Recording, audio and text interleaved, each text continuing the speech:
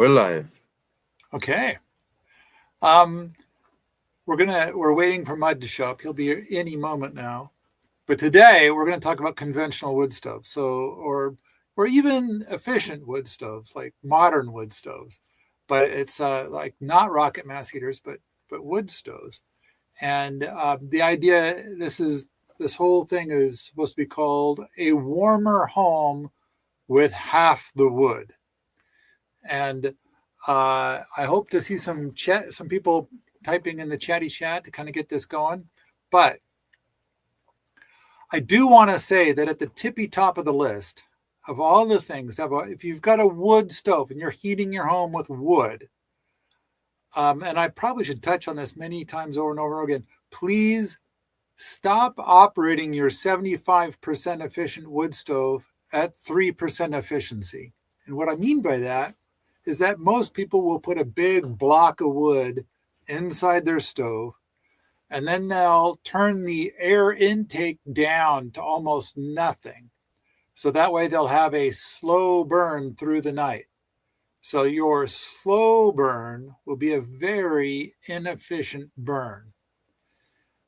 And to make matters even worse, if the fire goes out while you're asleep, then it's going to become a negative efficiency. You're going to be operating your wood stove at negative efficiency. So while the fire is out, then air is being pulled out of the room and going up the chimney. And so all your warm air that's inside your house is being taken out of the house outside. So I want to start there. Now, granted, the thing that everybody wants is to be warm in the morning. And I got to say, too, that when I've gone out on speaking gigs and I visit with the audience, that it seems like when I say, hey, who's heated their house with wood? A whole bunch of hands will go up. And I'll say, who has heated a home with wood for an entire winter with only wood? And then 3/4 of the hands go down. And so there's only a few people. So it turns out those other people are like, oh, I heat my home with only 2 cords of wood each year. But what they mean to say is that they heat their home with 2 cords of wood plus a whole bunch of something else. And so it's kind of like the key is that let's just talk about pure wood heat. And if you're heating with something else, you probably don't have to worry about this because you're going to be running the other kind of heat all night, so it doesn't matter. But for those of you that heat exclusively with wood, then when you try to have a fire while you're sleeping, I just don't think that's a good idea in general because if nothing else, what if you have a chimney fire? And then suddenly in the middle of the night, your house is on fire. And I tried to get some people to be in on this podcast that have experienced that, where they've experienced a chimney fire and they had to race outside and watch as their house burned to the ground. And it's kind of like, oh, there's Mud. So about damn time, you bastard. So, all right. The thing is so step one, having a fire at night at all of any kind, I don't think is a good way to do it. It's like that should always be a giant red flag. So Julia is asking, so ways to be more efficient with the stove you already have. Yes, that's what we're going to talk about today. So for people who have a wood stove, whether it's a modern wood stove or a conventional wood stove, let's talk about how to get a lot more use, how to have a warmer home with half the wood. So, let's suppose that the temperature inside your house is currently 75 and you're going to go to bed. I wish to advocate that you close the air intake on your wood stove and simply go to bed. My guess is that you will wake up warmer than if you tried to have a fire going all night. And, maybe a little trial and error will help out. But when you try to do a fire all night, not only are you doing a very inefficient burn, but the air intake is left open. So whatever heat you had in the house is getting sucked out through that air intake. And so you're going to wake up with a very cold house if you try to have a fire through the night. The next part is that, okay, let's say you're going to cork it. You're going to go to bed. You're going to shut the dampers or the air intake completely off. It's going to be sealed. But we can make it even warmer for you in the morning. And that's going to be by placing mass around your wood stove. And so this could be nothing more than just rocks or bricks or something like that. Now, of course, the fanciest, most efficient way is to put a mass on top of the stove. Not every stove will facilitate that, but if you can do that, that's going to be very effective use of a mass. But you got to be careful to not put anything directly on top of the stove. So I recommend placing some angle iron on top of the edges of the stove, and then some more angle iron on that. And then you could put rocks, effectively mass, on that. So then those rocks are going to get to be very hot, and then they'll carry heat through the night. So if you have a fire just before bed, then it's going to, those rocks will get heated up and they'll continue releasing heat after you've gone to bed. Now, I've heard from people who have implemented a bunch of these strategies that we're going to talk about today, and they might go to bed at 75 and they wake up with 67. So they're doing pretty damn good. It's a pretty warm house to wake up to. Whereas I hear a lot of stories from people that go to bed at 75 and they're trying to do the fire while they sleep, and they wake up to a house that's like 45. So, Mud, I'm glad you're here. I wish for you to now validate everything I just said. Ready, go. Just a thumbs up? That's all you got?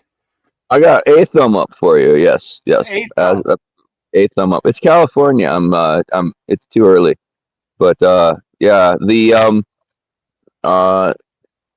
The original for what we think of as a wood stove was a fireplace, which was, and the original of that was a fire in the middle of the room with the smoke getting out however it could. And all of that was really inefficient, but it didn't matter so much in the southern parts of Europe where you're not going to freeze to death too quickly. But the original of a mass heater was from places like Scandinavia, Finland, Russia, where if you go to bed and you could wake up absolutely frozen, completely frozen to death because it would get so cold at night, and they didn't have enough wood to keep a fire going all night, and they didn't have enough wood to even stay comfortable. So they'd build an enormous heater and have a bed on top of that, and cover that with blankets and whatnot, and everybody climb in there and stay warm. And even when the unlucky person who had to get out of bed and fire that thing in the morning would usually find that the bucket of water next to it was frozen. and but that mass stayed warm, and the people sleeping on top of that mass stayed warm with relatively little fuel. And the there were two components to that. One being that that storage of heat, then being insulated and concentrated in one place. They weren't trying to keep the whole house warm. They were trying to keep the people warm and concentrate all that effort in one place where it made the most sense, the most use. But also that mass would take a long time to heat up in the first place, and the people feeding the fire would not be comfortable until that mass was fully charged. So they would keep feeding it.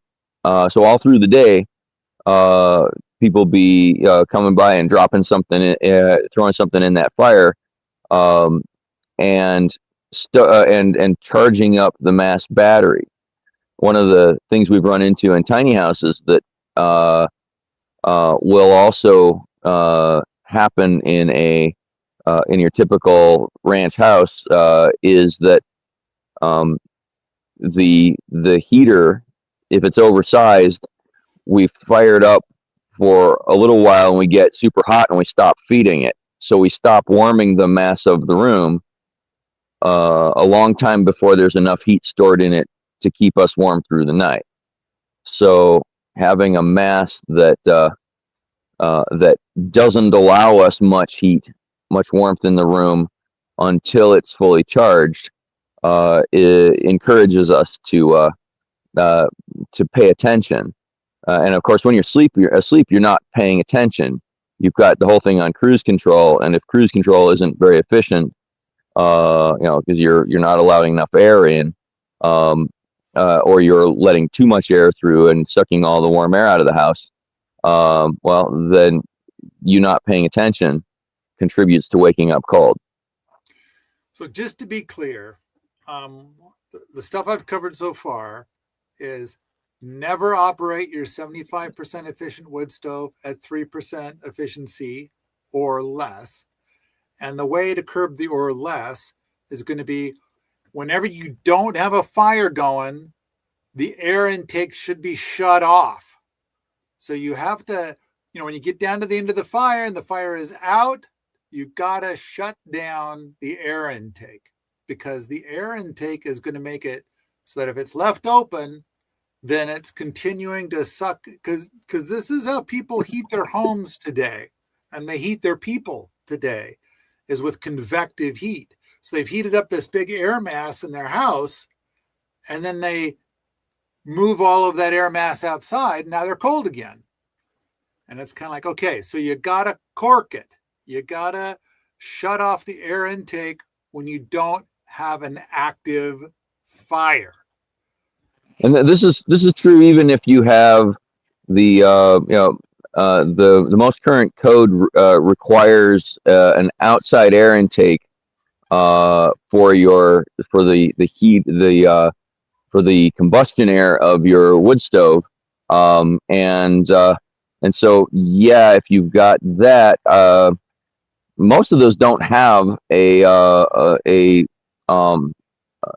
gate on them to shut them, which I think is a little silly, because yes, it's not sucking air out of your house and sucking cold air into your house, but it is. But you've got a heat exchanger. That wood stove is a heat exchanger, and if you're sucking cold air through it all through the night, it's sucking heat out of the house. Whether the air is coming into the house before it goes out of the house, or whether the air is just going through the combustion system, being able to shut that down drastically reduces the amount of exposure to cold that you're going to get in the house overnight after the fuel is burned And we shouldn't be burning fuel at low efficiencies, damping down the fire, and for any reason. So Tim Norton asks, any creative ways to remember to close the air intake? So I wanna say that, yeah, here's a creative way, and that is that if you suck at remembering to close the air intake, then how about this? Just run a super hot fire really fast and sit there until the fire's done, and then shut it down. I mean, granted, every time I've ever run a conventional wood stove, I would get the fire going, go into the next room and do other things, and then come back around and restoke the fire, et cetera, et cetera, et cetera. And I'm kind of thinking, like, it's true, the way that is the design of the stove kind of has this assumption that you're going to be turning the air intake off when the fire is out. You just happen to have fantastic human discipline. And it's like, if you maybe set a timer, like, okay, this probably ought to be done in 45 minutes. And so set a timer on your phone, which you have with you. And in 45 minutes, you're going to go back and shut it all down. So, but the other thing is, the only fire you should ever run is a super crazy hot fire that's roaring. And that's it. Nothing less than that. My buddy Yanto handles this by designing his heaters so that if it starts to go out, it has insufficient draw to clear all the smoke into the chimney, so it starts smoking back into the room as it starts getting too cold to burn efficiently because you're not feeding it, and that's terrifying. So you can't fall asleep if you're terrified that you're gonna fill the room with smoke, and so people don't try to keep a fire going while they're going to sleep in his buildings, because as soon as you start to gnaw it off and stop feeding it, it starts smoking back into the room. And I highly don't recommend that way of doing it. It's absolutely effective and a bad idea, brilliant bad idea. I have almost zero of that thing called discipline, so I like to put a piece on the on that gate that shuts the air intake, that is removable. And if the gate is open, then let's say there's a brick that comes out. I put that brick on my pillow because I'm going to forget to close that damper, and then I'm suddenly going to remember as I lay my head down to rest, in a brutal fashion. And either I will get to a point where I remember before I lay down because I don't want to smack my head again, or I will smack my head again and get up and go and shut it. Either way, that requires no discipline from me, and is more likely to therefore work. So I want to quickly address the thing that you brought up, the external air intake. I feel like I can fill 2 hours bitching about external air intake. Yep. And I think it's a really bad idea. I think that you really need to have the air intake for your wood stove, whatever kind of wood stove you're operating, be from the space where you are breathing all your halitosis, farting your farts, and general BO and other fouling of the general air, including the thing that each human being has this nasty habit of converting oxygen into carbon dioxide. I like the idea that there is some kind of contraption which will take that foul air outside and away, and it gets replaced with clean, fresh air. And so it's like if your technique does not clear the air, you're doing it wrong. So, but again, I've got like 2 hours to talk about down that road. That's a whole story for a different day, I think. I also think I got a video on YouTube that covers it pretty well. So I do. The short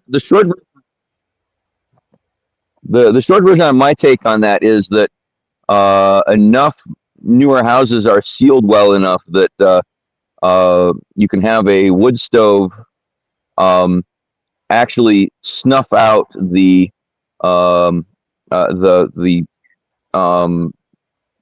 pilot light on your propane water heater, because there's not enough air coming in through the cracks and whatnot in between your windows and your doors and so forth to give enough air to supply both of those chimneys. And yeah, probably most of us don't live in a house that well sealed. But if you do live in a house that well sealed, it's really important to have each device have its own air intake, and if you're going to have insurance on the building, it's probably a good idea to have the air intakes at least nominally close to code. But if you live in an old farmhouse, adding extra breeze to the room, and then not having a way that the air gets out, is just ends you up sitting in your own smell, and there's something to be said for that, for going away from that. I think a modern home isn't going to have much concern in that space, because most modern homes now have the newer ones have a massive buffet of air being passed through the living space. And so it's like those concerns are gone. The other thing is that when you have a slightly older home that's super sealed, you still have the vents for the bathrooms and the vent for the kitchen and the dryer vent as giant gaping holes to the outdoors. So generally, if you're going to run a wood stove, a conventional wood stove in your home, and the air intake comes from the living space, I think in general you're going to be okay. It's pretty rare to have things get to be so tight that there's going to be any kind of problem with pilot lights or anything like that. And again, I want to say, for this topic of external air intake, that is a rich topic. But let's step around that for just a second, because today's topic is a warmer home with half the wood. And I think that the primary metric for a warmer home is, what is the temperature in the morning? So now I want to kind of cruise through the list, because my understanding is we don't have a lot of time with you today. So we're going to make about 10 minutes. The time that we have. And it's like, first I want to say dry firewood. Now, granted, once in a while, somebody who is desperate to heat their home ends up with something that ain't dry. And it's like, okay, I am never going to suggest that you dry anything or that you burn anything that's less than dry. I will never suggest that. However, what I will do is I can give you a list of things to do to try to dry that wood very, very quickly. So that way it'll then be dry enough to heat your home. But again, that's like a couple hours of stuff to talk about. So not today, but I am going to say having dry wood is critically important. I saw somebody once say something like, you can burn green wood in a conventional wood stove, but you can't burn green wood in a rocket mass heater. And it's like, what kind of fucking idiot are you? And it's like, I don't know of anybody nobody should try to burn green wood in either, ever, ever, ever. That is a recipe for a chimney fire. And on top of that, even if you try it, it doesn't heat your home. It's just a mess. It's terrible. So a large portion of the heat capacity of the wood goes into transforming the water in that wood into steam, which then you send out the chimney. It's in addition to it being a horribly inefficient combustion process, it's horribly efficient in transfer process from transferring that heat from the exhaust into your building. And it causes chimney fires. So the point of becoming desperate enough to burn green wood, we should throw all sorts of barriers in front of ourselves to not get to the point of being desperate enough to burn green wood or wet wood. If you're ordering wood from somebody, developing a relationship with them so that you know that you can trust that they're selling you seasoned wood when they say they're selling you seasoned wood is an important part of your relationships. I would spring for one of those little $20 Harbor Freight humidity testers for wood to just spot check. Is the stuff that's been sitting under the tarp in my yard actually drying in my yard, or is it just rotting and I'm gonna have it wet? But yeah, always green wood, always a hot clean fire is an efficient fire, and everything else is an accommodation to poor practices. So you just said always green wood, but I think you meant always dry wood. Yeah, always green wood is a bad idea. Yeah, sorry. Okay, all right. Julia is asking about angle iron. So, like, let's say that I'm facing a wood stove here, and then back here is the chimney, and so I'm facing the door. I would say I would put 2 pieces of angle iron like this on the edges, and then I would put maybe 5 pieces of angle iron on top of those 2 pieces all the way back. Then I would place rocks on there that are big enough that they'll span 2 or 3 of those pieces of angle iron. So what you want is you don't want the rocks touching the top of the wood stove. And so, there's a lot of reasons for that, and we'll set that aside for now. But let's just say that I hope that this answers your question.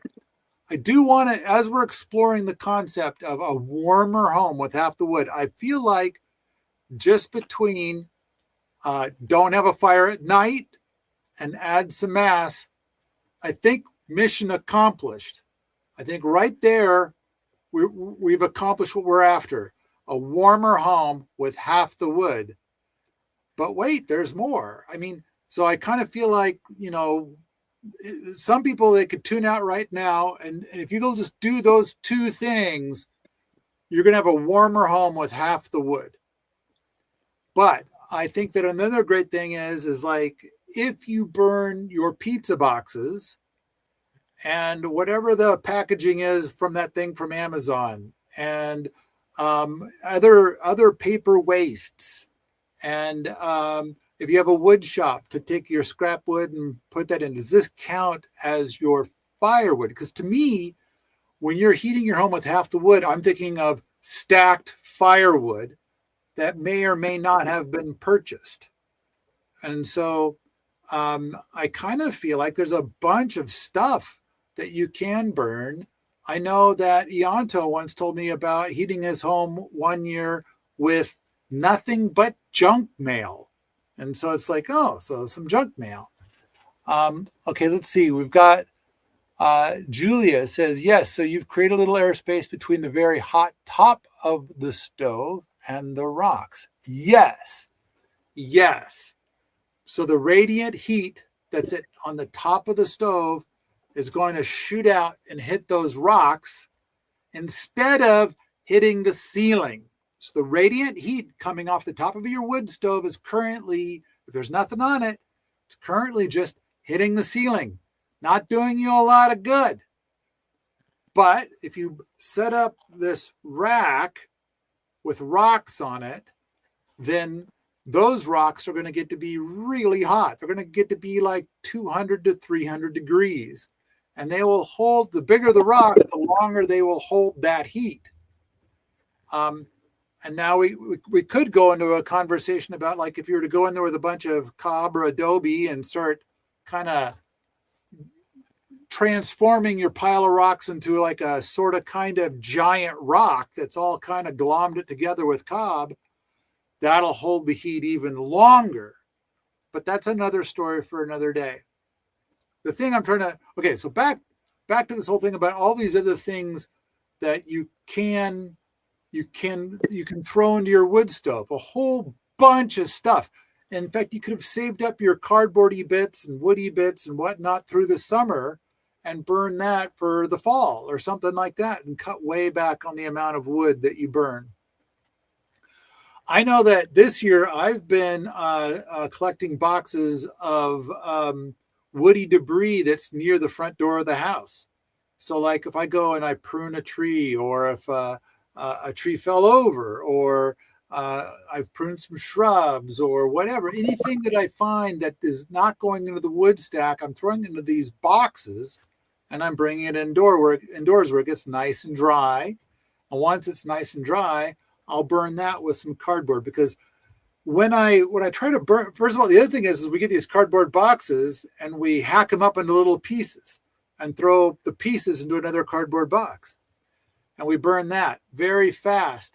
But I found that when you get about 5 minutes into a cardboard burn, the wood feed, because I'm using a rocket mass heater, starts to plug up with ash because, you know, the cardboard leaves behind a lot of ash. So if I throw a few twigs in there from some kind of gardening project, that helps to break it up. And so I'll cycle back and forth between the cardboard and the handfuls of wood scraps, kind of a thing. Anything that doesn't stack well. So perfectly valid to do the exact same thing with a wood stove. So for bonus fuels, Mud, I saw you wrote down nutshells. You get a lot of nutshells? That's the same as that those little bits of stuff that you're picking up out of your yard. You know, anything that's got some mass to it, that's a dry carbon, and those nutshells are actually pretty dense. You know, throw some of that in there, but you know, not too much, because that it's a little too easy to be putting out too much carbon and not enough air to burn it completely, so you start burning a little dirty. I know it's hard to feel bad about burning dirty if it's free fuel, but you know, that's still it's still making your neighbors sick downstream of you. One thing I wanted to mention, I got a run. We're building a straw bale house in Fresno. That uses a lot less fuel because it's got good insulation in the walls. I did want to mention that, you know, maybe you're a renter, or maybe you're just not in a position to be retrofitting your house for better insulation, or doing much that's not reversible. But even taping the doors shut for rooms that you mainly use for storage, or where you're sleeping cooler, you don't need to be staying at 70 degrees. There's a lot that we can do to use less fuel, just in being aware of where cold air gets into and warm air gets out of the house, and doing something about it.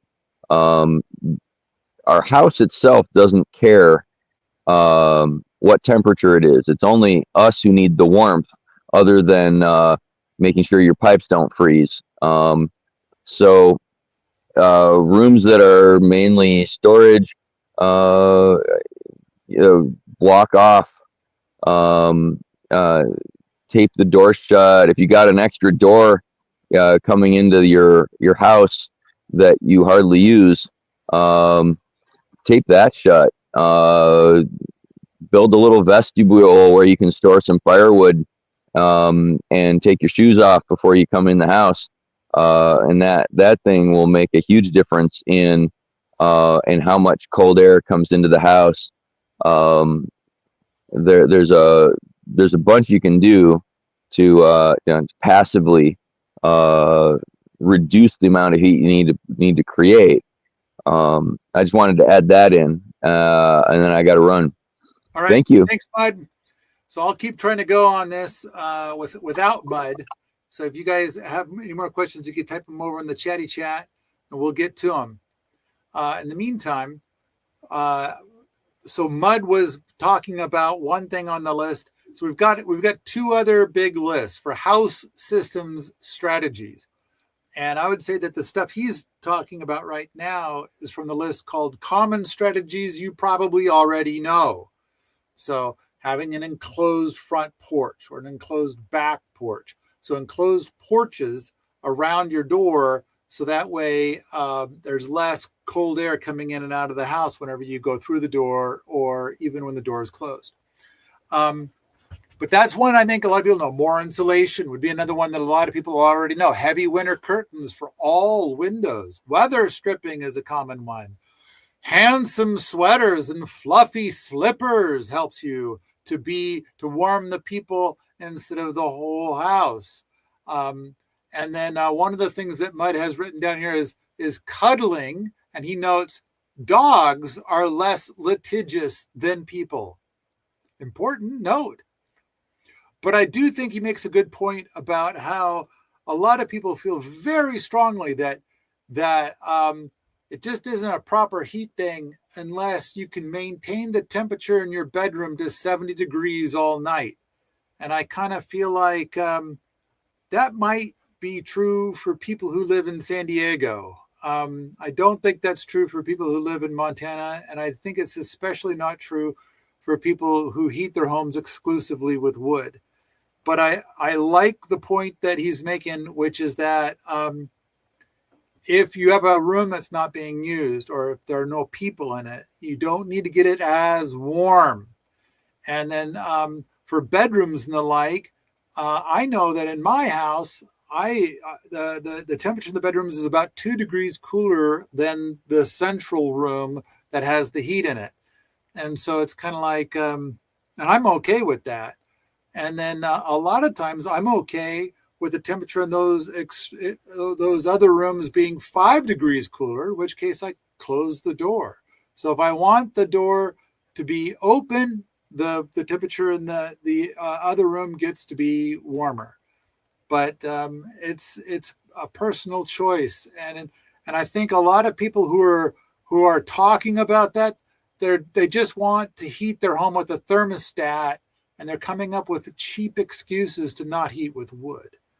And we just recently put out a video talking about how expensive it is to heat your home with natural gas or any form of electric, including heat pumps, how incredibly expensive that has gotten. Then we talked about the incredible expense of pellet stoves. The only thing that hasn't had the price go up has been if you were to buy cordwood. That price seems to be holding steady, amazingly.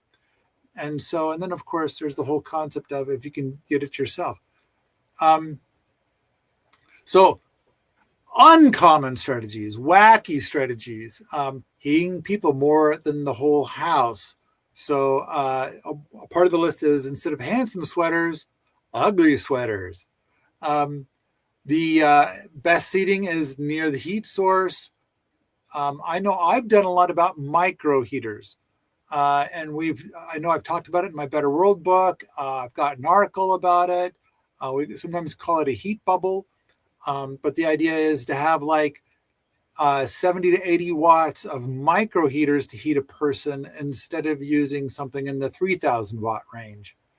And so when you use these micro heaters with people, a lot of times those people want to turn the thermostat down because they are so very, very warm. And then a lot of times you find that their comfort zone is when the thermostat for the house is turned down to 50. And that's dramatic savings on energy. Other weird strategies that we have is, we talked about mass, but there's also the idea of filling your home with lots of books or other kinds of mass, other things that are extremely heavy, but are not there simply to be mass, such as rocks or bricks. Then another one is to use strategic fans. And you got to be careful too, because a single fan in place that might blow air this way, it's creating a vacuum on this side. So the air tends to just go like this. And it's like, that's not doing you a lot of good. So you might need to put a series of fans if fans is going to be the thing you try to do. I generally think that fans can be a bit of a mixed blessing. You want to be careful with how you might strategize the use of fans. One thing I think is important is to have lots of thermometers in the house, because you got to find out, are you cold or are you just a whiner? Another one that's a good heating the people thing is hot water bottles. It's amazing how a single hot water bottle that you put inside your bib overalls will warm you up dramatically in like a minute, 2 minutes. And they're so quick and easy to use. They are magical and wonderful if what you're trying to do is to be warmer with half the wood. A couple of weird things that we've been experimenting with here at my place the last few years is inside of our bathrooms, we're trying to use small dehumidifiers instead of using the bathroom fan. So if somebody takes a shower, you don't want that humid air to stay in there and hit cold walls and turn into mold issues. You want it out of there. So these little dehumidifiers are doing a really great job of pulling the moisture out of the air without us taking all of our convective heat outside. And inside the kitchen, we're doing a similar thing, but we're using air filters instead of using the kitchen fan. And then, of course, with the clothes dryer, we don't run the clothes dryer. We use a buffet of different kinds of clothes drying racks. A lot of them are on pulleys, so we can pull them up, and then all the clothes are up next to the ceiling. Let's see. And of course, window quilts layered with high quality shades. I mean, there's such a thing as a winter curtain, but while it does a good job at what it's supposed to do, and a lot of people will use curtains over curtains over curtains, which is smart. I like the window quilt that kind of seals the whole window encasing, and that you'll have a couple of those accordion style shades inside the windowsill. All right. Of course, Mud and I both are powerful advocates for rocket mass heaters, but once you get to the point that you're using your conventional wood stove or your modern wood stove very efficiently, you begin to get the idea of like, I want to take it to the next step, which is a rocket mass heater. But for some people, it's like that rocket mass heater might be a ways off. I do want to point out that when Ernie and Erica would host a workshop, they would build a rocket mass heater in about 24 hours. And so it's possible to do. But if you're new to it, it's going to take you longer.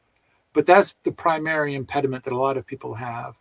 And then I was at an event recently and somebody said, well, I don't want to build it myself. I want somebody to build it for me. We do have a list of rocket mass heater builders at Permies.com, and you can go to that list, and Uncle Mud's on that list. But, talking about rocket mass heaters, that's a whole different conversation for a whole different day. Of course, we sell movies and all kinds of stuff. I think Mud and I wrote a book a couple years ago about rocket mass heater risers, and it seems to sell very well. And so that might be worth looking into. All right.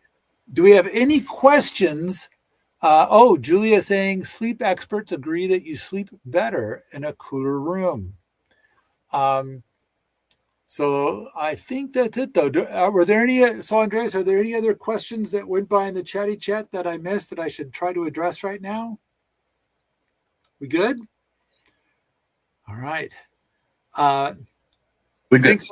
Okay. Thanks, everybody. If you like this sort of thing, come on out to the forums at Permies.com, where we talk about wood stoves, homesteading, and permaculture all the time.